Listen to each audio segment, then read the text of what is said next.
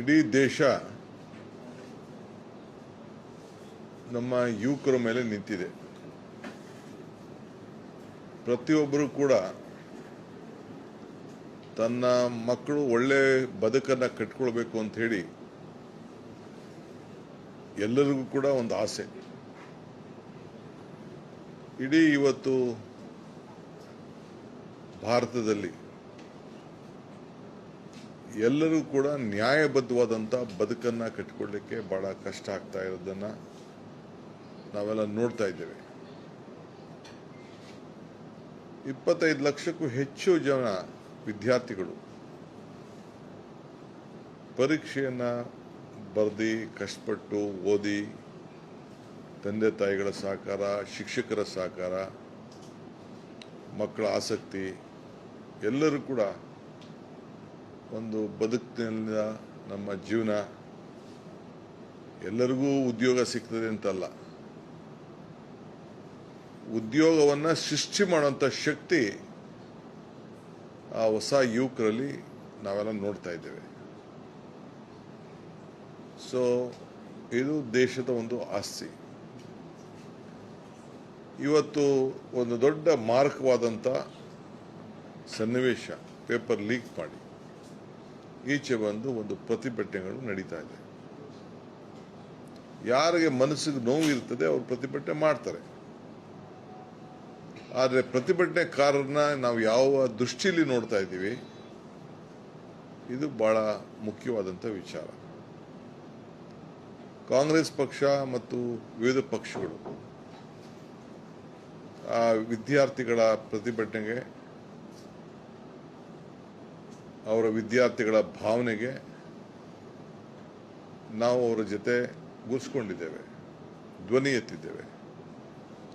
Neat ಪರೀಕ್ಷೆ ಮುಂದೂಡಬೇಕು ಅಂತ ಹೇಳಿದ್ದೇವೆ, ತಪ್ಪಿಸಿದವರಿಗೆ ಶಿಕ್ಷೆ ಆಗಬೇಕು ಅಂತ ಹೇಳಿದ್ದೇವೆ, ಮಂತ್ರಿಗಳು ರಾಜೀನಾಮೆ ಕೊಡಬೇಕು ಅಂತ ಕೇಳಿದ್ದೇವೆ. ಕೊನೆಗೆ ಸಂಸತ್ನಲ್ಲಿ ಚರ್ಚೆ ಮಾಡೋಣ ಅಂತ ನಾವು ಹೇಳಿದ್ದೇವೆ. ಅದು ಯಾವುದಕ್ಕೂ ಕೂಡ ಅವರು ಅವಕಾಶ ಕೊಡಲಿಲ್ಲ. ಯಾರು ಇಡೀ ದೇಶದ ಯುವಕರು, ವಿದ್ಯಾರ್ಥಿಗಳು ನಿನ್ನೆ ಬಂದು ಪ್ರತಿಭಟನೆಯನ್ನು ಮಾಡಿದ್ದಾರೆ. ಯಾರು ಅವ್ರಿಗೆ ಗಾಡಿ ಮಾಡಿಕೊಡಲಿಲ್ಲ, ಯಾರು ಅವ್ರಿಗೆ ಸಂಘಟನೆಗೆ ಒಂದು ಕರೆ ಮೇಲೆಗೆ ಅವರೆಲ್ಲ ಬಂದಿದ್ದಾರೆ. ಅವರೆಲ್ಲ ಮೌನದಿಂದ ಅವರ ಮೆರವಣಿಗೆಯನ್ನು ವ್ಯಕ್ತಪಡಿಸ್ತಾ ಇದ್ರು. ನಮ್ಮ ಮನೆ ಮಕ್ಕಳು, ನಿಮ್ಮ ಪೊಲೀಸ್ ಮಕ್ಕಳು, ನಿಮ್ಮ ರಾಜಕಾರಣಿಗಳ ಮಕ್ಕಳು ಈ ದೇಶದ ಒಂದು ಆಸ್ತಿ, ಮುಂದಿನ ಭವಿಷ್ಯ. ಅವರಿಗೆ ನೀವು ಒಡಿಸ್ತಾ ಇರೋ ರೀತಿ ನೋಡಿದ್ರೆ ನಿಮ್ಮ ಮಕ್ಕಳ ಮೇಲೆ ಬಿದ್ದಂಥ ಏಟಲ್ವಾ ಅದು? ನೀವು ತಂದೆ ತಾಯಿಯಿಂದಿರಾಗಿ ನೀವು ಅದನ್ನು ಒಪ್ಲಿಕ್ಕೆ ಸಾಧ್ಯನಾ? ಏನು ತಪ್ಪು ಮಾಡಿದ್ರು ಅವರು? ಇದು ಒಂದು ದೊಡ್ಡ ಎಲ್ಲರ ಮನಸ್ಸಲ್ಲೂ ಕೂಡ ಕಾಡ್ತಾ ಇದೆ. ಭಾರತೀಯ ರಾಷ್ಟ್ರೀಯ ಕಾಂಗ್ರೆಸ್ ಪಕ್ಷ, ಮಲ್ಲಿಕಾರ್ಜುನ್ ಖರ್ಗೆ ಅವರು ಮತ್ತು ರಾಹುಲ್ ಗಾಂಧಿ ಅವರ ನೇತೃತ್ವದಲ್ಲಿ ಧ್ವನಿ ಎತ್ತಿದೆ. ನಮ್ಮ ಡ್ಯೂಟಿ. ಈ ದೇಶದಲ್ಲಿ ಕಾಂಗ್ರೆಸ್ ಪಕ್ಷದ ಇತಿಹಾಸನೇ ಈ ದೇಶದ ಇತಿಹಾಸ. ಯಾವಾಗಲೂ ಕೂಡ ಇಂಥ ಆಂದೋಲನಗಳಲ್ಲಿ ಇವತ್ತು ನಾವು ಜನರ ಧ್ವನಿಯಾಗಿ ಇವತ್ತು ನಾವು ನಿಂತ್ಕೊಂಡು ಕೆಲಸ ಮಾಡ್ತಾ ಇದ್ದೇವೆ. ಇವತ್ತು ನಾನು ಪ್ರಮಾಣ ವಚನ ನಾಳೆ ಕೊಡಬೇಕು ಅನ್ನೋದನ್ನು ತೀರ್ಮಾನ ಮಾಡಿಕೊಂಡು ಬಂದವು. ನಾನು ಸಿದ್ದರಾಮಯ್ಯನವರು, ಹರಿಪ್ರಸಾದ್ ನಾವೆಲ್ಲ ಬಂದು ನಮಗೆ ಇವತ್ತು 12 ಗಂಟೆಗೆ ಮೀಟಿಂಗ್ ಫಿಕ್ಸ್ ಆಗಿತ್ತು. ಸೊ ಕಾರಣಾಂತರದಿಂದ ಆ ಸಭೆ ನಡೀಲಿಲ್ಲ. ನಾಳೆ ಆಗಬೇಕಾಗಿತ್ತು. ನಾನು ಗವರ್ನರ್ಗೂ ಕೂಡ ಮುನ್ಸೂಚನೆಯಲ್ಲಿ ನಾನು ತಿಳಿಸಿದ್ದೆ. ನಾವು ಈಗ ಮುಂದಕ್ಕೆ ಹೋಗ್ಬೋದು, ಏಕೆಂದರೆ ಇನ್ನು ನಮ್ಮ ನಾಯಕರುಗಳೆಲ್ಲ ಬಂಧನಕ್ಕೆ ಒಳಗಾಗಿದ್ದಾರೆ. ನಾವು ಪ್ರಧಾನಮಂತ್ರಿಗಳ ಮನೆ ಮುಂದೆ ಪ್ರತಿಭಟನೆ ನಡೀತಾ ಇತ್ತು. ಎಲ್ಲರನ್ನು ಬಂಧಿಸಿದ್ರು, ಭಾಳ ಅಸಭ್ಯದಿಂದ ವರ್ತನೆ ಮಾಡಿದ್ರು. ನನ್ನೂ ಕೂಡ ಎಳೆದಾಡಲಿಕ್ಕೆ ಪ್ರಯತ್ನ ಮಾಡಿದ್ರು. ಆಗ ರಾಹುಲ್ ಗಾಂಧಿಯವರು ನಮ್ಮ ಮುಖ್ಯಮಂತ್ರಿಗಳು ಮುಟ್ಬಾರ್ದು ಅನ್ನೋದನ್ನು ವಾರ್ನಿಂಗ್ ಕೊಟ್ಟರು. ಆಗ ಅವ್ರು ನನ್ನ ಮುಖ ನೋಡಿಕೊಂಡು ನನ್ನ ಸುತ್ತು ಬೆಂಗಾವಲಾಗಿ ನಿಂತ್ಕೊಂಡ್ರು. ಆಮೇಲೆ ಸೈಡ್ಗೆ ಹೋದೆ ನಾನು. ಸೈಡಲ್ಲಿ ಚೇರ್ ಹಾಕಿ ಅವರೇ ಪೊಲೀಸವರೇ ಕರ್ಕೊಬಂದು ನನ್ನ ಕುಣಿಸಿದ್ರು. ಸೊ ದೊಡ್ಡ ಪ್ರತಿಭಟನೆ 1-3 ಗಂಟೆ ನಡೀತು. ಹೋರಾಟ, ಪ್ರಜಾಪ್ರಭುತ್ವ ವ್ಯವಸ್ಥೆಯಲ್ಲಿ ಹೋರಾಟ. ನಾವು ಹೋರಾಟ ಮಾಡಲಿಲ್ಲ ಅಂದರೆ ನಮ್ಮ ವಿಚಾರಗಳು ತಲುಪಲಿಲ್ಲ. ನಾವು ಹೋರಾಟಕ್ಕೆ ನಾವು ಶಕ್ತಿ ತುಂಬಬೇಕಾಗ್ತದೆ. ಅಲ್ಲಿ ಕೇಂದ್ರ ಮಂತ್ರಿ ಕೂಡ ಬಂದಿದ್ದರು. ಅವರು ಕೂಡ ಹೇಳಿದ್ರು, ಇಲ್ಲ ಬಿಡಿ ಅಂತ ಹೇಳಿದ್ರು. ನಾವು ಎರಡೇ ಪ್ರಶ್ನೆ, ನಮ್ಗೆ ಚರ್ಚೆಗೆ ನಾಳೆ ಅವಕಾಶ ಕೊಡಿ, ರಾಜೀನಾಮೆ ಕೊಡಿಸಿ, ಅಷ್ಟೇ, ನಮಗೆ ಬೇರೆ ಇನ್ನೇನಿಲ್ಲ ಅಂತೇಳಿ ನಮ್ಮ ನಾಯಕರು ರಾಹುಲ್ ಗಾಂಧಿಯವರು ಅವ್ರ ತಿಳಿಸಿದ್ರು. ಅವರು ತೀರ್ಮಾನವನ್ನು ಮಾಡೋಕ್ಕಾಗಲಿಲ್ಲ. ನಮ್ಮ ಪ್ರತಿಭಟನೆ ನಡೀತಾ ಇತ್ತು. ಭಾಳ ಅಸಭ್ಯ ರೀತಿಯಲ್ಲಿ ನೀವೆಲ್ಲ ಮಾಧ್ಯಮದವರೆಲ್ಲ ತೋರಿಸ್ತಾ ಇದ್ದೀರಿ.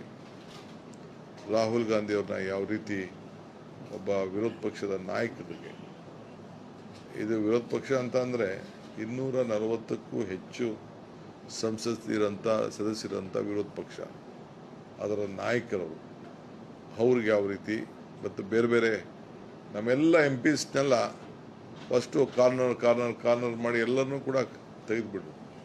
ಯಾರು ಒಳಗಡೆ ಬರೋಕ್ಕೆ ಬಿಡಲಿಲ್ಲ. 5-6 ಕಡೆ ಎಲ್ಲ ರೋಡ್ನ ಬ್ಲಾಕ್ ಮಾಡಿಬಿಟ್ರು. ನಾವು ಯಾವಾಗ ಫಸ್ಟು ಖರ್ಗೆ ಮನೆಯಿಂದ ಸಾಹೇಬ್ರ ಮನೆಯಿಂದ ಹೋದೋ ಅವ್ರು ಮಾತ್ರ ಅಲ್ಲಿ ಹೋಗ್ಲಿಕ್ಕೆ ಆಯಿತು. ಬೇರೆ ಯಾರು ಕೂಡ ಅಲ್ಲಿ ಬರ್ಲಿಕ್ಕೆ ಕೂಡ ಬಿಡಲಿಲ್ಲ. ರೌಂಡ್ ಅಪ್ ಮಾಡಿದ್ರು.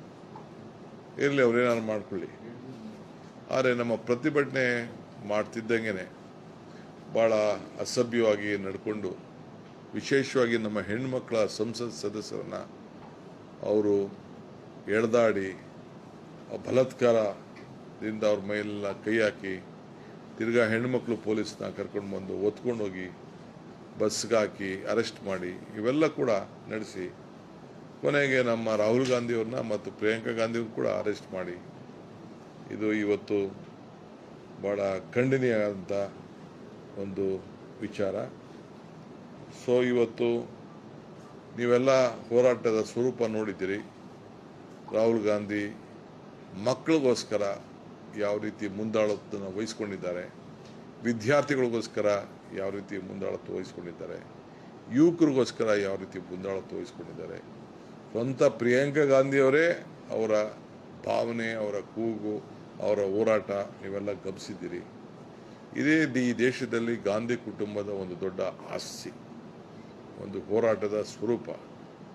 ಸೊ ಇವತ್ತು ಏನು ನಮ್ಮ ಎಲ್ಲ ಸಂಸತ್ ಸದಸ್ಯರನ್ನ, ರಾಹುಲ್ ಗಾಂಧಿಯವ್ರನ್ನ, ಪ್ರಿಯಾಂಕಾ ಗಾಂಧಿಯವ್ರನ್ನ ನಡೆಸಿದ ರೀತಿ ಇದೆಯಲ್ಲ, ಇದು ಕರ್ನಾಟಕ ರಾಜ್ಯದಲ್ಲ, ಇಡೀ ದೇಶ ಇದನ್ನು ಖಂಡಿಸ್ತದೆ. ಇದು ಸರಿ ಇಲ್ಲ.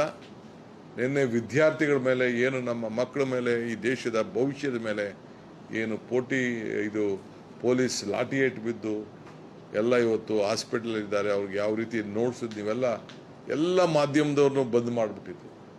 ಮಾಧ್ಯಮದವ್ರಿಗೆ ವಿಜುವಲ್ಸೇ ಸಿಕ್ಕಲಿಲ್ಲ. ಆದರೆ ಕೆಲವರೆಲ್ಲ ನೋಡ್ಕೊಂಡಿದ್ದಂಥವ್ರು ಯಾರು ರೆಕಾರ್ಡ್ ಮಾಡಿ ಕಳಿಸಿದ್ರು, ಅದು ಎಲ್ಲ ಕೂಡ ನೀವು ಮಾಧ್ಯಮದವರು ತೆಗೆದುಕೊಂಡು ಇವತ್ತು ನೀವೆಲ್ಲ ಅದನ್ನು ತೋರಿಸಿದ್ದೀರಿ. ಇನ್ನು ಬೇಕಾದಷ್ಟು ದಾಖಲೆಗಳು ಬರ್ಬೋದು. ಸೊ ಅವ್ರನ್ನ ಯಾವ ದನಗಳಿಗೂ ಕೂಡ ಆ ರೀತಿ ಯಾರೂ ಹೊಡೆಯೋದಿಲ್ಲ, ಪ್ರಾಣಿಗಳಿಗೂ ಕೂಡ ಯಾರೂ ಹೊಡೆಯೋದಿಲ್ಲ.